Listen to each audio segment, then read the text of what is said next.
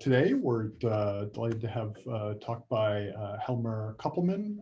Helmer got his PhD from University of Groningen and then moved here in the autumn, and he is one notable thing is one of the papers coming from his thesis work is now up to 394 citations. I just checked. I checked 10 minutes ago, so it could be 395 by now. And this is the paper that introduced the term Gaia Enceladus, which is now appearing in virtually any discussion of the Milky Way and Milky Way halos and galaxy formation. And more generally, he and his advisor, Amina Helmi, and their collaborators have done a tremendous amount to combine Gaia and other galactic surveys to really identify novel features of the history of the Milky Way, and he will tell us about that today. So take it away.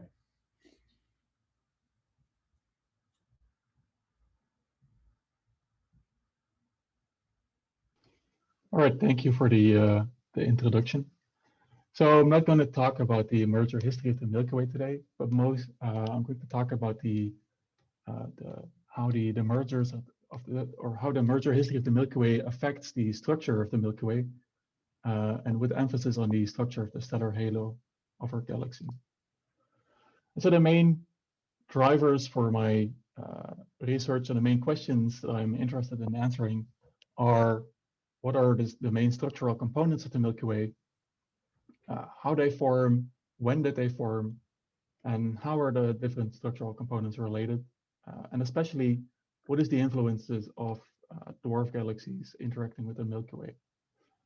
And so the other question that is interesting or relevant for today, which I'm interested in answering, is what is the global and especially the local distribution of dark matter in the Milky Way, and especially in the halo, because we know that the halo is mainly dark, and we think we have a quite good understanding of how much dark mass there is in the Milky Way, but we don't know at all what the small scale structure is of the dark matter in the halo.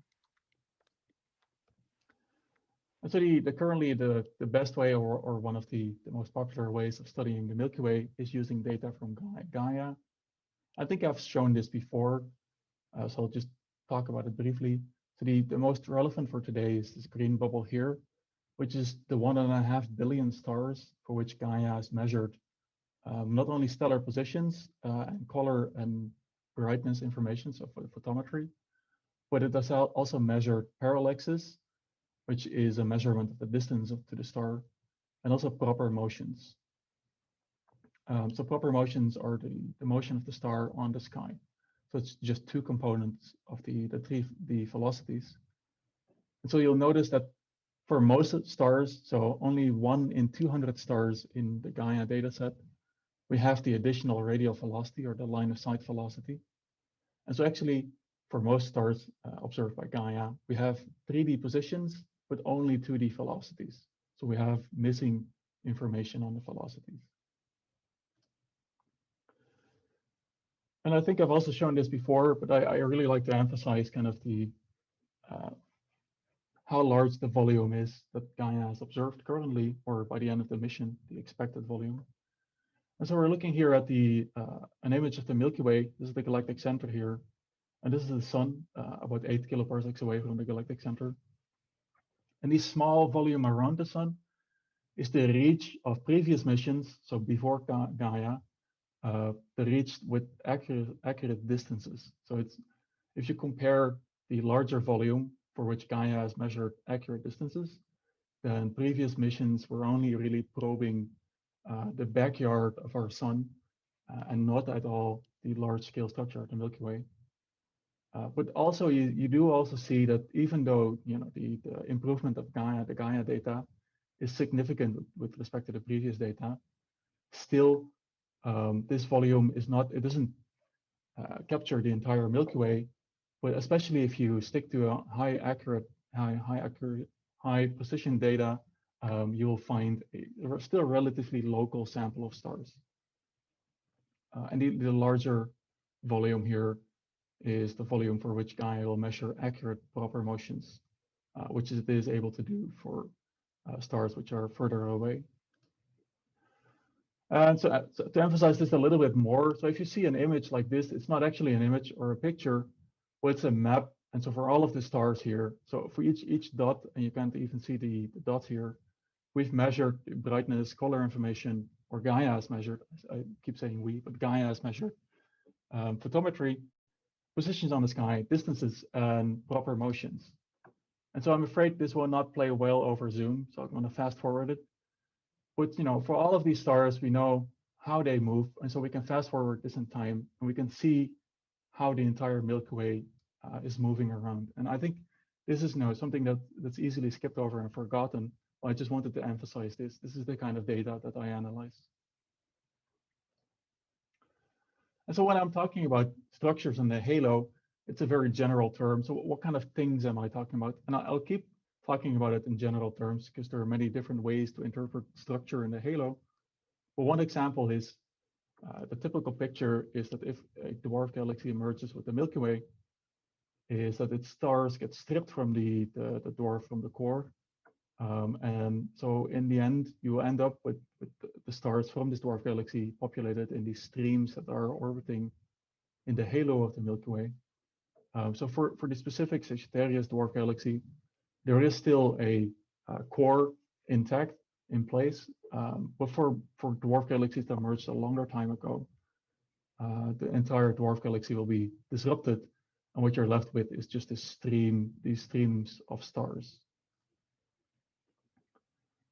And so to give some kind of understanding of what kind of interactions can take place in the Milky Way, is that if you model the specific merger of the Sagittarius dwarf galaxy with the Milky Way, is that not only the dwarf galaxy is disrupted, but also part of the Milky Way is affected and perturbed. And so we see this here. So this is a relatively old simulation, but this is also a very recent and current work, so ongoing work, is to understand the interaction between Sagittarius and the Milky Way. And so one way to look for the structure that is induced by this merger is to look in the outer region of the disk of the Milky Way, where on the left here we see an isolated galaxy. And then the two other panels show a light version of Sagittarius, or a heavy version, so with a lot of mass. And so we see that especially in the outer regions of the Milky Way, there are a lot of perturbations and there's a lot of structure being created by this merger. And so this is just one example of the different dynamical processes that can take place in the Milky Way. And I just wanted to emphasize that there's a lot of interactions happening between different components and between different events happening. And obviously, Sagittarius is not the only merger we've had in the Milky Way. There are many other mergers. And so the question really is, what is causing all of the structure that we see in the Milky Way?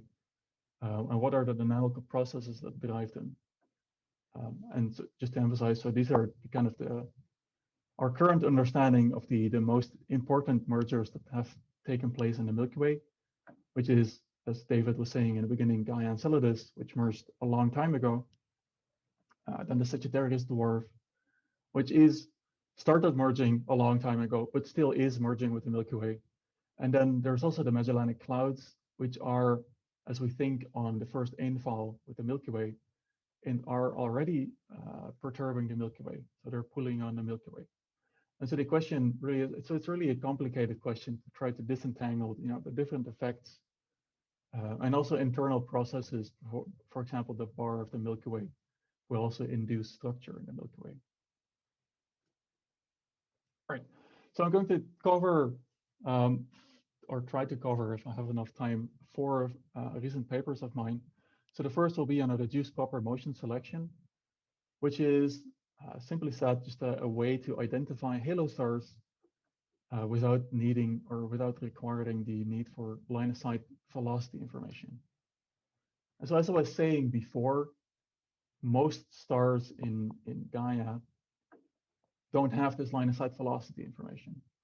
And so if you have a way or a method to look for or to identify halo stars that doesn't require this additional velocity component, then there's a potential increase of about a factor of 200 stars. So potentially you have a lot larger sample of halo stars than you would be able to obtain from this small bubble here.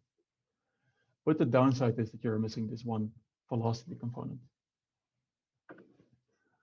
And so one way to omit or to select halo stars without this velocity component is using a reduced proper motion, which is just this equation here. So Hg is the reduced proper motion, which is a combination of the apparent magnitude of the star plus a term that is the logarithm of the proper motion.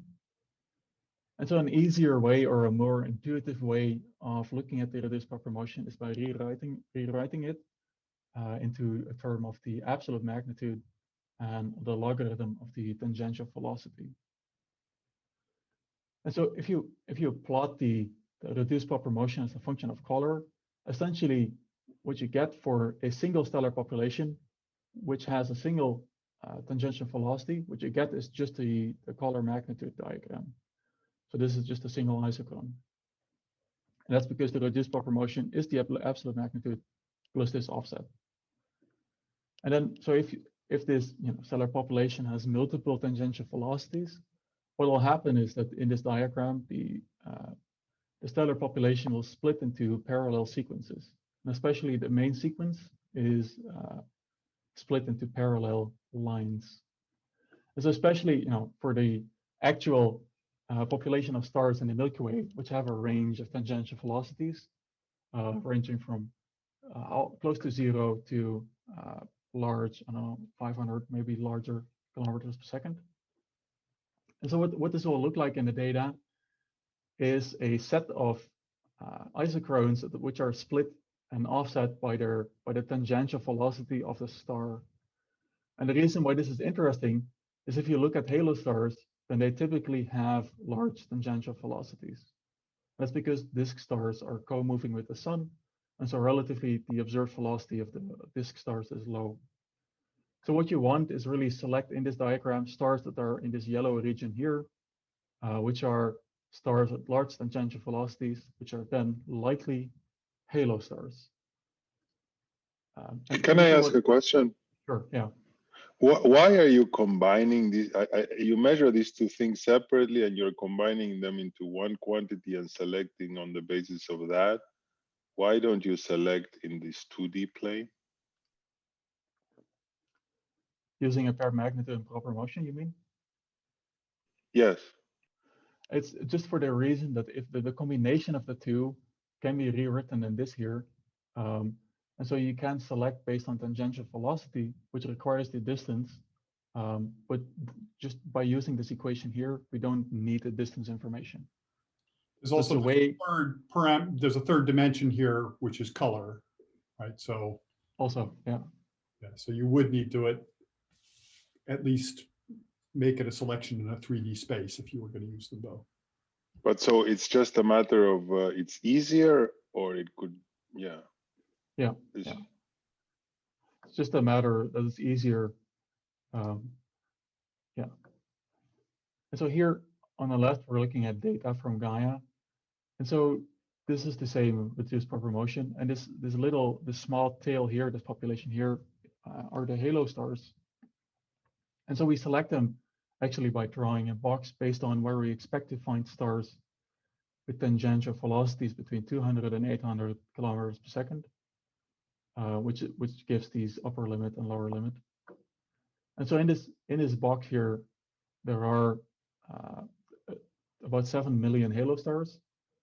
And so this is using old data, and with the newest data I checked, so this is data released in December, there are actually 50 million halo stars. And so if you compare this to what the number of halo stars that are available if you need this additional line of sight velocity, then this is just 50,000. So there's a significant increase in the number of halo stars. And a side note, So these stars are selected to be main sequence stars. And just because the main sequence, especially in the color range here that's indicated by these 2 dashed lines, because the main sequence is relatively linear, we can use the color absolute magnitude relation for main sequence stars to calculate photometric distances. So typically the distance that's measured by Gaia has a relatively large uncertainty. So 20% is already relatively accurate. So the photometric distances with uncertainties of 7% is much more accurate than the distances measured by Gaia typically. So this is a nice benefit. Can I ask something? Sure. Sorry. Do you know what's the purity of your sample using this selection? Yes and no. So for most of these stars, it's really difficult to assess the purity. So we cross-matched it with stars for which we have measured chemical elements, for example. And so there, the purity is really high. So we expect that actually all of these stars are really halo stars based on their chemical compositions. Well, I mean, you can at least cross-match with stars that you have proper motions for, right? So the smaller sample, but you can at least check these 10 to the 4 stars. Yeah, so for this smaller sample, the purity is, so if we cross-match with the smaller sample, then the purity is really high. Actually, all of these stars are in halo orbits. The only issue is that only for maybe 1 in 200, or maybe even less, 1 in 1,000 of these stars, we actually have this additional information.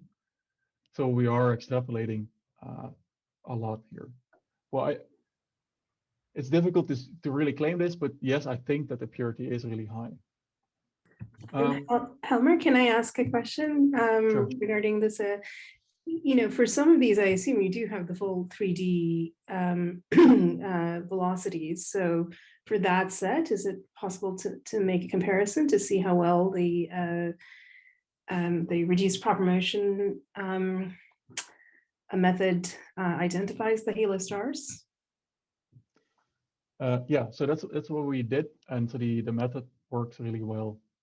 So I don't have any plots to show this, but the reduced proper motion method does work quite well. So we tested this on simulations, so mock data, but also on the actual data using this subset for which we have the 3D velocities. Yeah. Right, so this is the spatial distribution of the stars. So the top 2 panels show the sky coordinates, so galactic LMB, which is oriented such that the galactic center is at the center, and the plane, the disk of the Milky Way is this kind of removed, so it's kind of the white region here.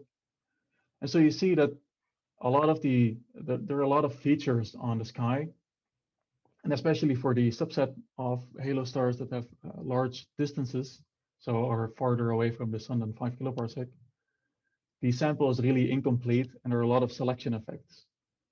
And this is just because of the quality of the current Gaia data. And so this is using kind of old data. So if we compare this to what is available now, then we see that already with EDR3, the sample looks a lot smoother, and a lot of these incompleteness effects and selection effects are removed. And so the expectation is that with the forthcoming data releases, we will get a much more complete sample of halo stars. So I'm just flipping back and forth to see the differences. But what I'll be talking about today, which is in the paper, is this older data set which has these incompleteness effects, unfortunately. So as I was saying, for these stars, there's a big issue because we have, this missing velocity component. And just to give you a feeling of, what the velocity distribution looks like if you kind of project it into, if you assume that this missing component is just 0. So here I'm comparing left and right, the velocity distribution for halo stars, for which we do have all the velocities. And so you see that the velocity distribution, if you project it into the 5D space, becomes a lot less clear, so a lot more diluted. If you squint your eyes and kind of use your imagination, then you see that the overall features of the velocity distribution are kind of similar, but they're a lot less clear. So this kind of selection effect here, this ring here is still kind of present, but there are, it's non-trivial to analyze this 5D data set, at least looking at the velocity distribution. So I'm showing here the velocity distribution of these main sequence halo stars that are for a subset, a local subset for stars within 2 kiloparsec. So this is the velocity distribution, assuming that the line of sight velocity is 0. And then, so what you see here, the sharp edge, which is even more prominent on the right, this is just the selection effect. This is just the effect of selecting halo stars. So in the empty region here, this is kind of where the disk is, which just has been removed by selecting halo stars. So this is just the selection effect. Then what else you can see is that the velocity distributions are pretty smooth. It is elongated in VR, and this is completely expected. So we do see the same elongation in the 60 sample, and this is actually the elongation is actually indicative of debris from Gaia and Enceladus. And again, if you squint your eyes, then you can kind of see an overdensity here. So it's not completely symmetric. So what we did is we calculated the asymmetry in the velocity distributions. And so what you see is that there is a strong asymmetry here. But overall, the velocity distribution seems pretty symmetric with some local asymmetries, especially in the retrograde part of the halo, which is the bottom side of the panel. Stars tend to have a positive radial velocity and a positive z velocity. And so we wanted to understand what's causing these asymmetries, because for a Milky Way that's in equilibrium, you expect the distribution to be symmetric. And so we think that actually all of the asymmetries that are observed here can be explained from structures that were already detected in the much smaller 60 sample. So for example, here I'm showing the 60 distribution, velocity distribution. And so, for example, the stars in magenta here, this is a structure that is originating from a dwarf galaxy that merged with the Milky Way that was already discovered. And it has an asymmetric velocity distribution that corresponds to this asymmetry seen here. And the same for the stars in lime, the green ones. These are distributed asymmetrically in the true velocity distribution, which likely corresponds to the asymmetry seen in the 5D distribution. And so one question that you can ask is, we made this trade-off between using incomplete velocity information, but having a much larger sample. Did we actually gain some more information? Was it actually a useful way to select halo stars? And the kind of disappointing conclusion, at least for a very local sample, is probably not. So the further you go away from the sun, the more you gain by having this larger number of stars, just because you need, with galactic or with heliocentric distance, the number of stars quickly drops. But for the local sample, we tested this with a 2-point correlation function in velocity space. And so if you look at the small scale velocity structure in the halo locally, so for the 60 and the 5D data, there is a difference. So the blue line does not correspond to the black line, but that's because the 2-point velocity correlation function is measured in two, in the 5D data set, it has just 2 velocity components, while in the 60, it has 3 velocity components. So it's not a fair comparison. So what we did, we projected the 60 sample into 5D space, which is the gray curve, which almost exactly overlaps with the 5D observation, which is just a difficult way of saying that by selecting this, 100 times more stars, we didn't actually gain a lot more statistical information, which is in a way kind of a disappointing conclusion, but it's also a positive conclusion, because it means that if you use this much smaller 60 sample, you can already use this to do quantitative analysis, and you can use it to do statistical studies. Already all the structure that it is found locally, at least, is present in this much smaller sample. So sorry, can I ask? I didn't get the logic. So the two curves are the same, and why is that good or bad? I didn't understand.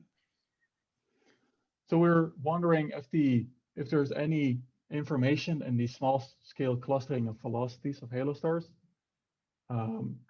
If there's any new information in the much larger data set.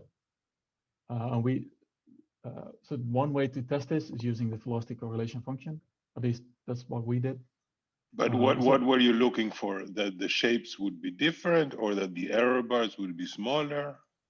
We were looking for more, so an excess of correlation in the 5D data set. So we were hoping that by having this much larger sample, we would find more correlation in the velocities than in a much smaller data set. So the one of the questions we had was, if you take this smaller sample, then one of the issues might be is that you're not resolving all of the structure that is in the velocity distribution. So maybe you're only resolving like the big structures, but not the really small scale structures. And so actually we think that already the 60 sample is large enough to resolve all of the structure there is in the velocity space. So your error bars in the big sample are in fact much smaller. It's just that the structure of the curve is simple enough that you're not getting new physical insights from those smaller errors. Right. Yes. Yeah. But for example, because the correlation function seems like a blunt tool. Like if you have a satellite or something like that, you expect it to see in a simulation or something a much bigger difference if or a big feature that you're not seeing here, or because if it's just a small fraction of the stars that are contributing to your structure, maybe this just doesn't see it because of that. No, you're right. So it is a very blunt tool, and it's just a comparison to see if there is any more information in this larger subset. So we're not looking for something specific. It's just a comparison of the two data sets. That's all. Does that answer your question? Okay, yeah, thanks. Okay. So one application of this sample of halo stars is to determine the escape velocity of the Milky Way. And so the escape velocity is just simply what you expect it to be. It's the velocity that a star needs to escape the Milky Way. So you can define it from the energy equation. So this is the orbital energy of a star equals the kinetic energy plus the potential energy. And so typically the potential energy is defined such that the orbital energy of a star is smaller than 0 for stars that are bound to the Milky Way. And it's larger than 0 for stars that are escaping the Milky Way. And so by setting the energy to 0, you can find the velocity that is required to escape from the potential energy. So you can find the kinetic energy that is required to overcome the potential energy, which is defined to be the escape velocity. And just a side note, so typically if you look at the stars in the Milky Way, then almost none are escaping. So there are only a handful of objects which have convincing velocities which are much larger than escape velocity. So it's very uncommon that stars are actually escaping the Milky Way. At least we think so. So, there's a rich literature on determining the escape velocity of the Milky Way. And so, yeah, so the way why it's interesting actually to measure the escape velocity is because it's a direct measurement of the potential of the Milky Way, which is something that we don't exactly know. And so a lot of people have worked on determining the escape velocity.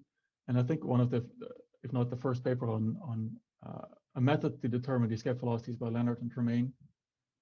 And so the method is to not just look for the fastest moving star, but actually to model the distribution, the tail of the velocity distribution of halo stars. And that is to model it as a power law. So just a simple parameterization of the escape velocity and an exponent of the power law, k. And so by fitting this functional shape to the velocity distribution, you can find the parameterized escape velocity, which is just the point where the distribution goes to 0. Just one quick question. So is there any physical reason why it should be a power law, but not the other form? So not really. So it's just it's the simplest assumption you can make, especially if you look for really the end of the tail of the velocity distribution. It's just the simplest assumption you can make on the shape of the tail of the velocity distribution. Okay. Right. So as I said, if you can observe the escape velocity or determine the escape velocity, you have a measurement of the potential of the Milky Way. Of course, there's a minor concern, and that's that the observed velocities are not the two velocities, but there's an uncertainty term. So one way to model is to convolve and so to treat the uncertainties as Gaussian distributions. And so just to kind of skip this, but we use we set up a likelihood, and then we convert it using a Bayes theorem into a pretty standard Bayesian method to infer the escape velocity and the other parameter, the k value. And so we ended up using some simple priors, but actually the shape of the priors does not really influence the results. And so there are two major complications with this method, which people are trying to work on overcoming, but I don't think it's not. So these are just two kind of complications that are born into the method. And so one of them is that if you look at the velocity distribution, then the maximum value that it can reach is the escape velocity. But there's of course no guarantee that it actually reaches this maximum value. The velocity distribution might as well just be truncated below the escape velocity. And so this is actually what we find if we look at cosmological simulations. And so I've been using the mock Gaia catalogs, but also other people have looked into this. So typically what you see is that the fastest moving star in simulations is at the 5 or 10% level of the escape velocity. And so this means that if you determine the escape velocity, then it's not actually the true escape velocity, but it's slightly lower just because of this effect. And then there's another complication, and that is that the functional shape that we assume for the tail of the velocity distribution is really simple and smooth, and this does not have to be realistic. So the velocity distribution does not have to be smooth, and so in this particular simulation that we analyzed, there was this bin where this velocity distribution has this kind of bump in the profile, so it's clearly not a smooth profile, and so this will bias the inferred escape velocity. And currently, people are trying to think of ways to or create methods to overcome this issue. But the results that I'll show in the next slide, this is kind of the issue that we have to deal with. Helmer, I have a question. So in this case, do you have enough statistics, enough particles in simulations to get statistics basically reaching to this escape velocity point? Or maybe you don't have enough particles and that's just, kind of shot noise that you're getting. And how does it compare actually to the real sample that you will have when you look at the halo stars? How do the numbers compare? Right. So the specific mock catalog that I analyzed is designed to resemble the Gaia catalog. So the number of stars are similar, and I also downsized it such that it matches kind of the stars per bin that we have in the data. So there can be two explanations for this. One is that we just don't have the resolution to resolve the stars reaching the escape velocity. And the other one is that there is no guarantee that it actually has to reach the escape velocity. And of course, these specific values are for the simulation, and we don't know for the Milky Way what the effect is. But given the number of stars that we have measured in the Milky Way, this is what we think is kind of a typical truncation that we might find. So we think that these are fair numbers. Yeah. Okay, thanks. All right, so we tested. What's the origin of that bump? Was there a merger in the simulation? Or... I mean, this here? Yeah. Yeah. So this is actually, it's a merger. So you can actually see in the spatial distribution of the stars, you can see that there is this group of stars that merger flying past the sun, kind of. Yeah. And so here I'm just showing quickly what kind of escape velocities the method determines for the simulation. So the orange banana here, this is the true escape velocity, which we know because it's a simulation. And the markers here indicate what the method determines. And so the gray contour is just the orange one, but offset by 10%. And we see that the determined values typically are offset by 10% from the true value. Except for in this region here, where there is a clear kind of bias in the determination of the escape velocity. And so this bias, we think, we show is actually because of this clumping of stars in the velocity distribution. But this is kind of what we would expect for the Milky Way. Helmer, how does this mock catalog actually works? I mean, you have a simulation with certain resolution, right? I mean, what is the mass of particles in this simulation? Right. So the simulation has a much lower resolution than the Gaia data. Yeah. And so the stars have been artificially the star particles have been artificially split into multiple stars to match the number of stars in the Gaia catalog. Are they given some velocity dispersion within each? I mean, what is the mass of the particle in the simulation? Right. So there's, as you're hinting at, there's one issue is that if you split a velocity particle in multiple stars, then you get stars which all have the same velocity. And so there are two methods to do this. Well, actually, what we did is we just looked at the unique particles. So at the lower resolution, just at star particles. So what you're seeing here is just the simulation at the low resolution, where the stars are not split into artificial stars. Okay. I'm a bit worrying that if you have some massive particles in your simulations, they would act like sort of like molecular clouds. So they might actually give you some, two-body relaxation, maybe. Of course, velocities are pretty high, but still, something like that could be happening and pushing some of your stars across this watershed at the escape velocity. So I would be curious to see, how this picture would change as you vary the resolution in your simulations, as you, decrease the size of simulation particles in your simulation, in these simulations. Yeah, that's a good comment. I don't have any answer for that. I think that's one of the things that people have been struggling with using this method, is that typically simulations don't have the resolution that you need. So yeah, I don't have an answer for that, but yeah, that's one of the concerns with the method. Right. Helmer, I was just going to suggest along the lines of what Roman just asked, it's easier to lower your resolution, of course, than to increase it. So if you see any kind of emergent trend as you lower the resolution, then that's another way of potentially diagnosing the effects of resolution. Right. So one of the issues with lowering the resolution is that if you look at the parameters of the power law, is that if you have too few stars, is you lose inference and the parameters become degenerate, and so you don't have a good handle on the determined escape. So the uncertainties in the determination become really large.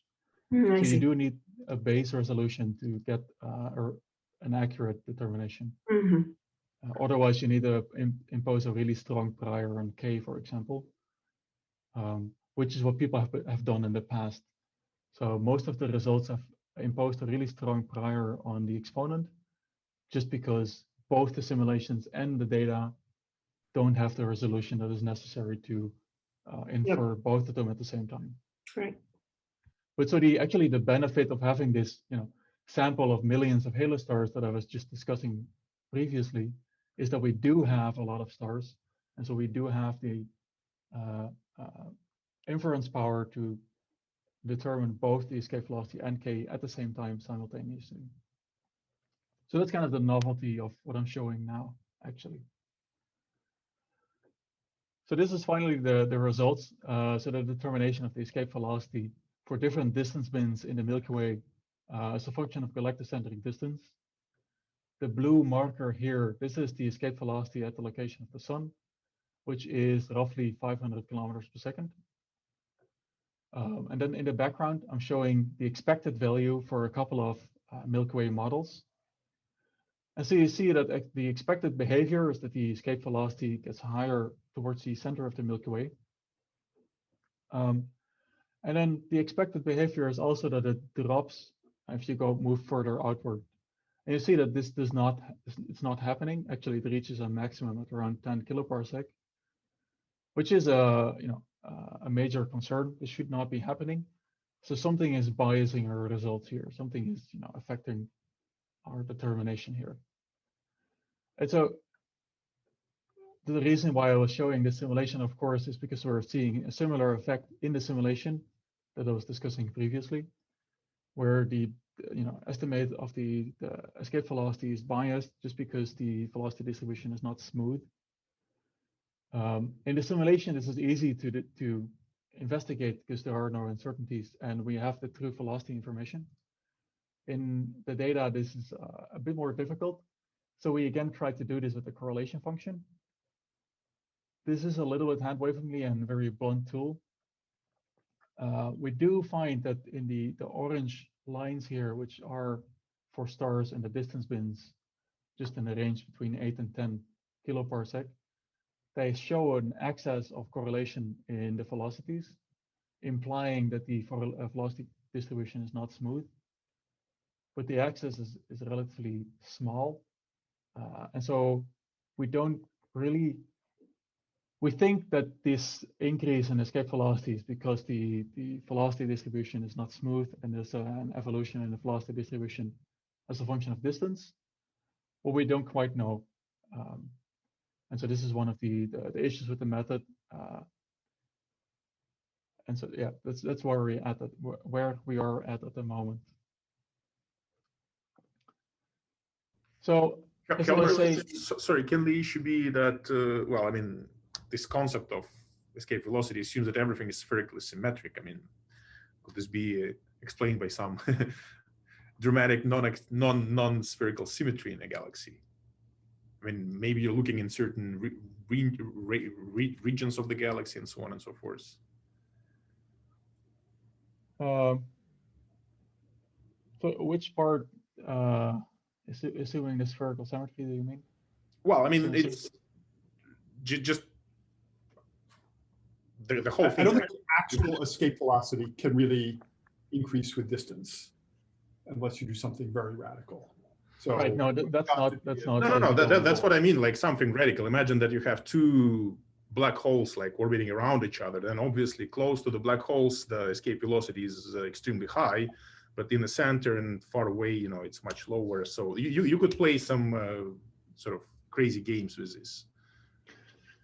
Right, definitely. So I don't think there's quite a physical explanation that the escape velocity can increase, except for some very exotic phenomena.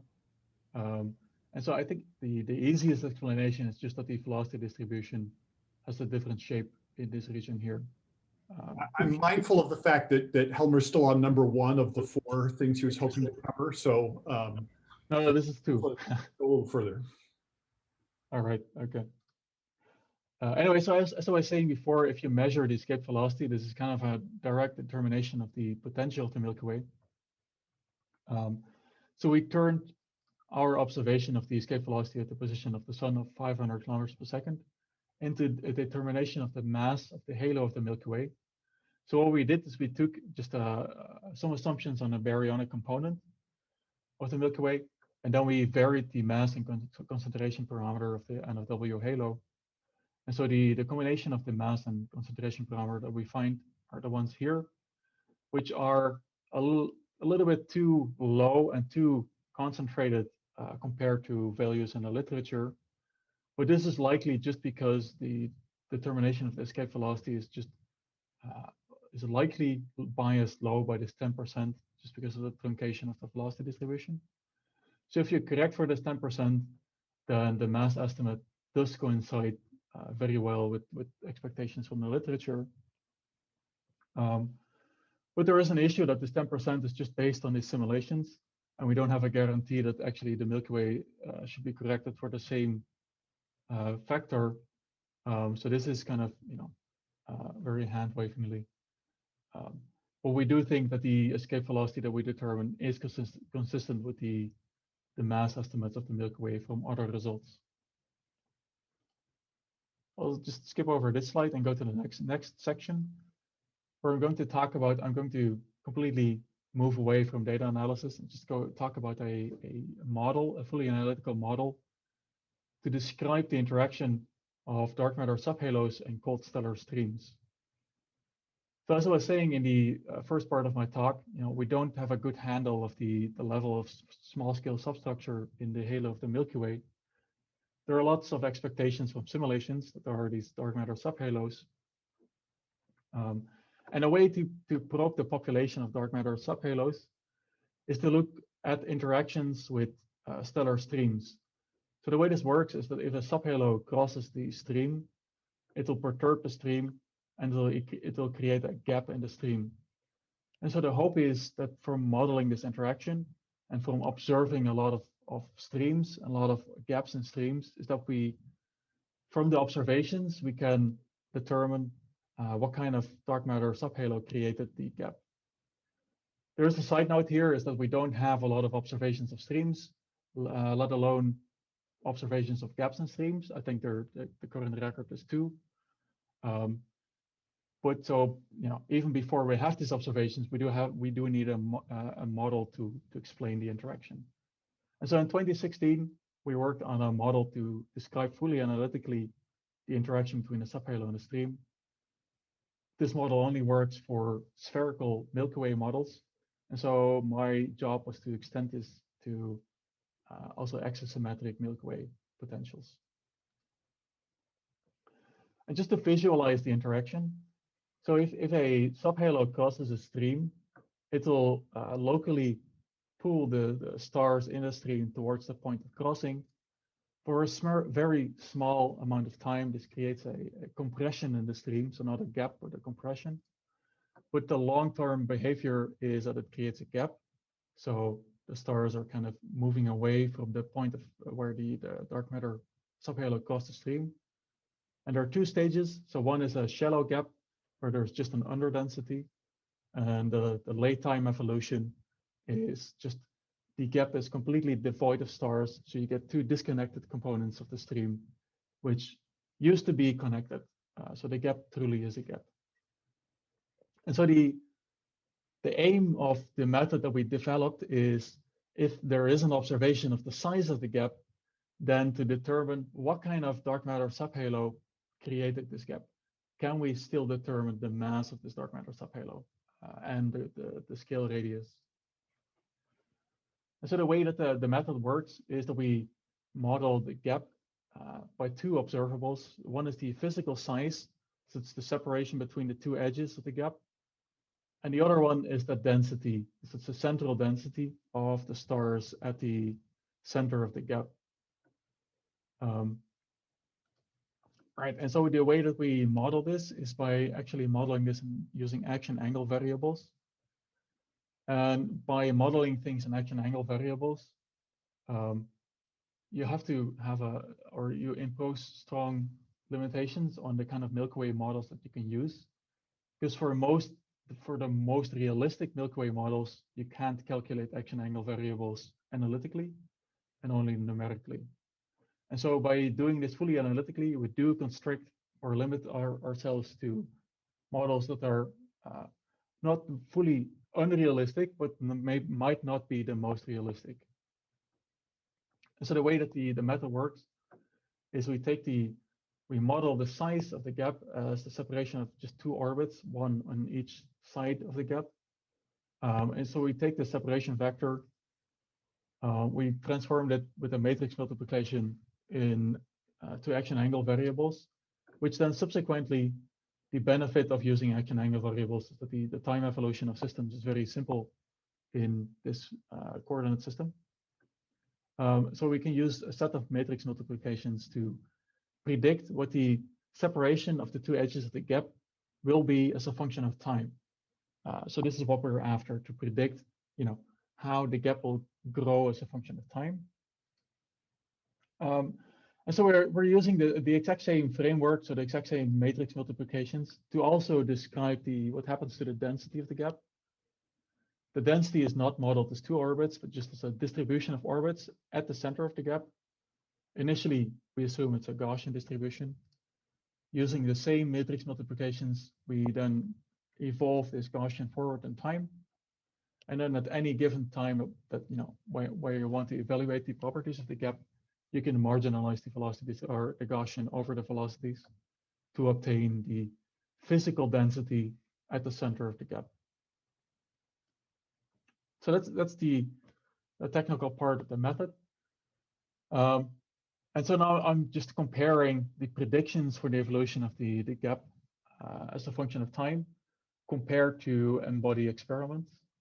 So what we're looking at is 3 different measurements of the evolution of the size of a gap in a stream for 3 different experiments, where the stream is interacting with 3 different subhalos with varying mass.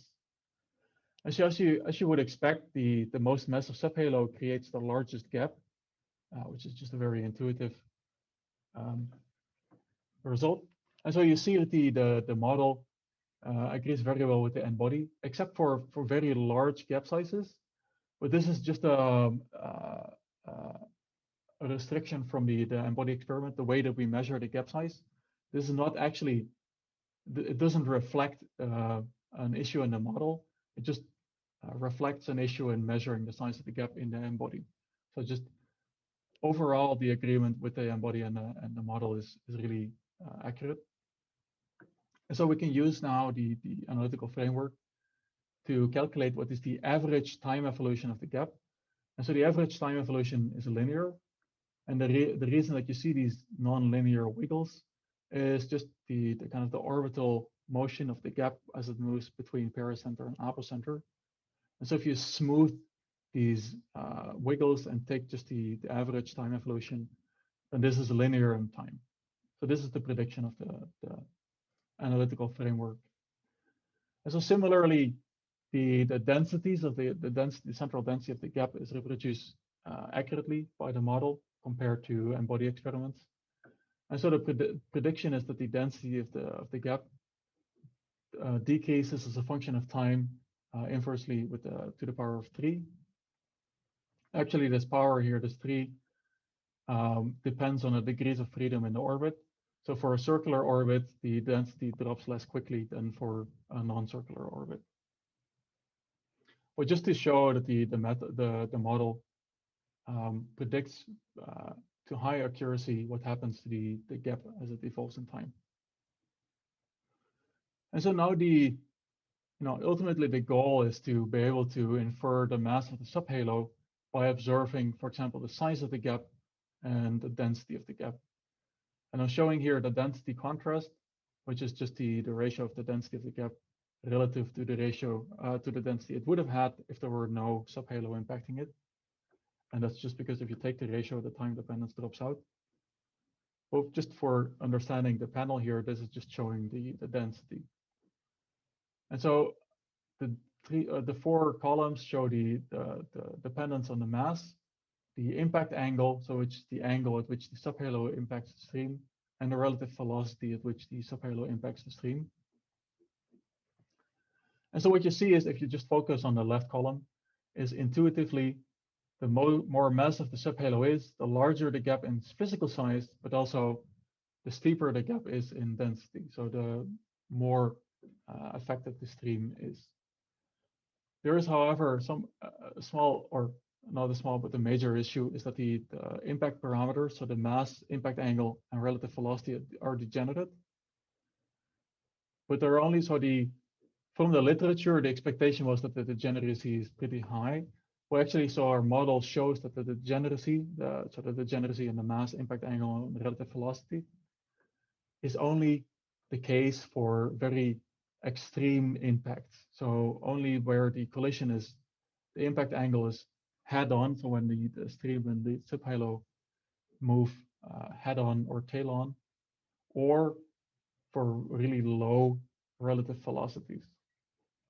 And so actually from our model, we show that, if you assume any most likely impact angle, which is most likely 0, and a most likely relative velocity, which is 200 or higher, under these assumptions, the parameter is actually not degenerate. And so you can, from observing the gap, you can infer the mass of the subhalo that created this, which is a very positive note for when we do have observations of gaps in streams.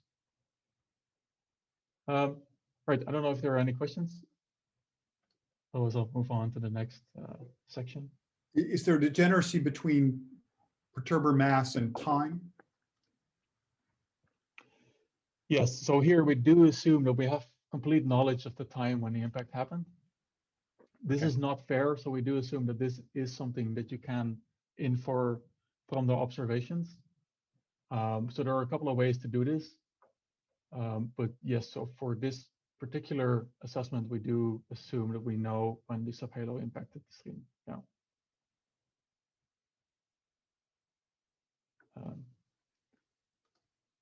Right. And so in the last bit of today, I wanted to talk about structures in a very particular dynamical space of Rmax and Zmax, which I'll show in the next slide what this means, and their relation to orbital frequencies.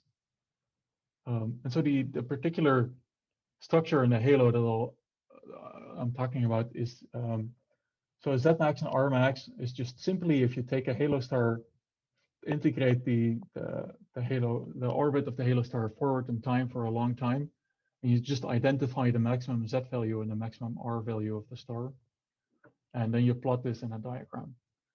And so what you see is that in this diagram, the distribution of halo stars is not uniform, but the stars tend to be populated along these lines, and there tend to be these very strong regions where there's these empty regions where there are no halo stars.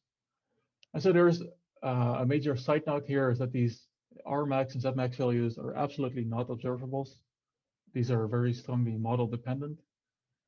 So actually, so the diagram here was created by these authors, and they analyzed the model dependence by showing for different models what happens to these features in this space. They show that the features do change in location. So this large gap might move upward or downward.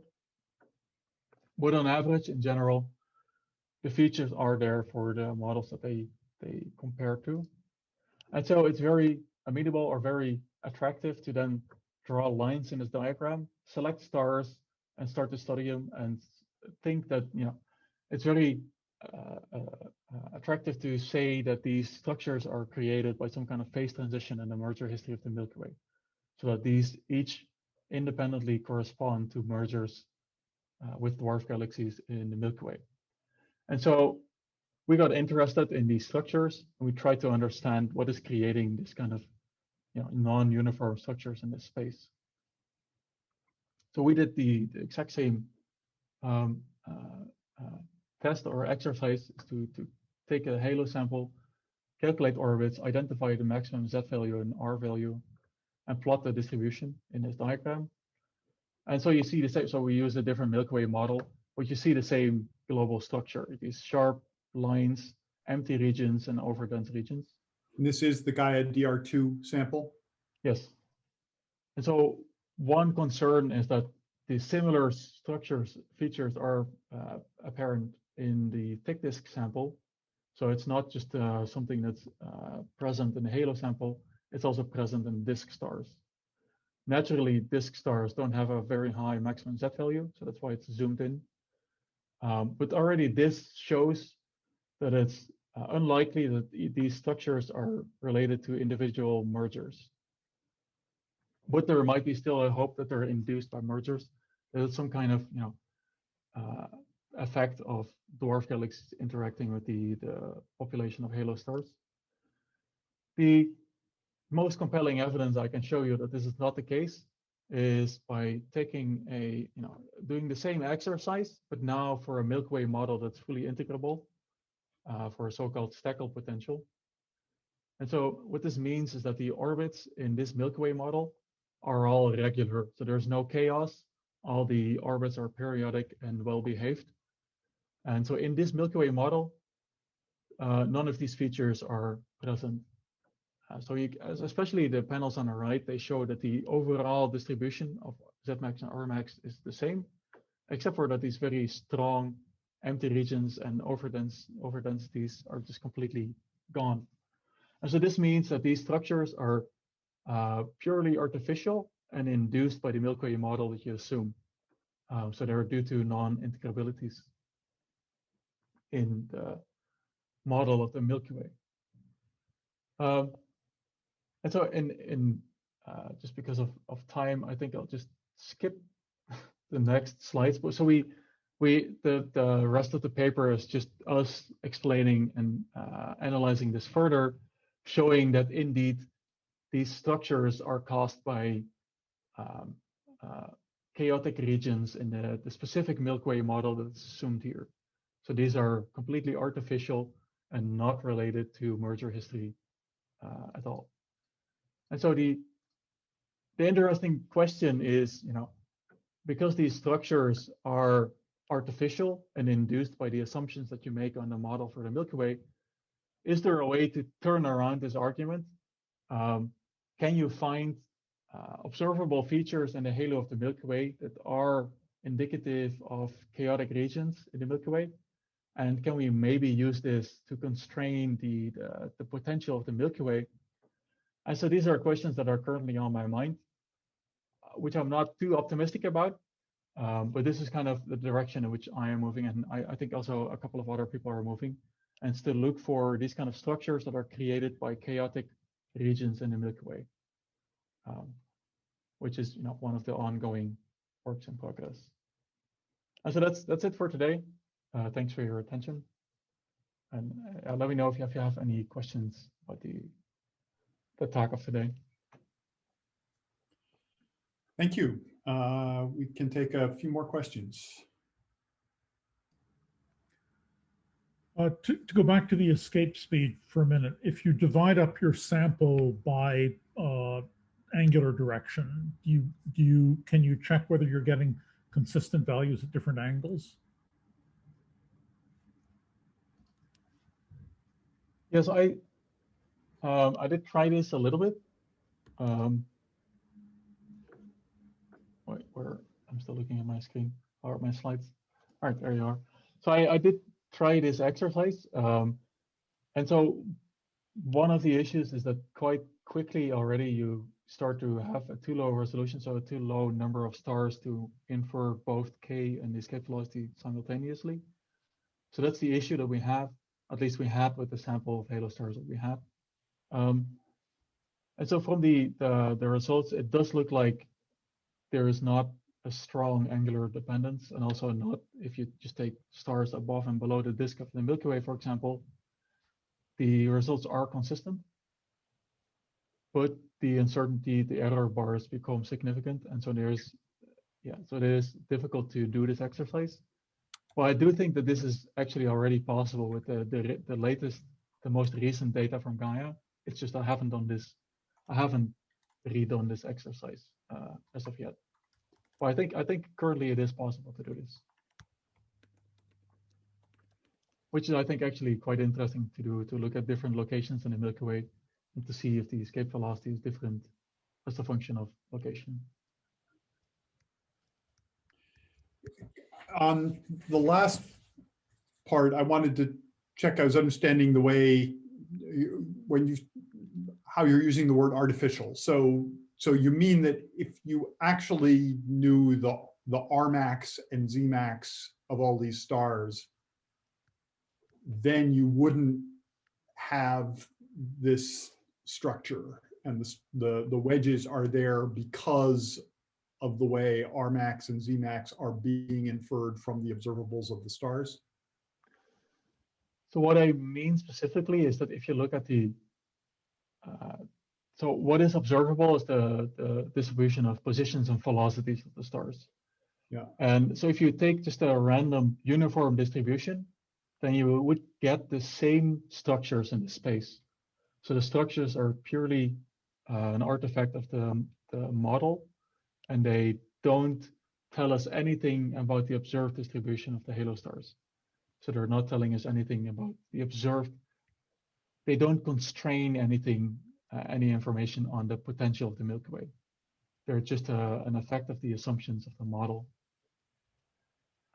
So they don't, there's no, in these structures in RMX SATMAX space, there's no additional information that we can use to constrain the mass of the Milky Way or its shape. That's what I'm trying to say. Okay.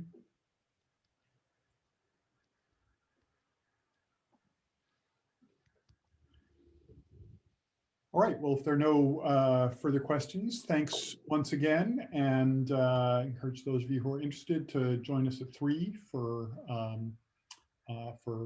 follow-up conversation about this and maybe future projects. So great talk, Helmer.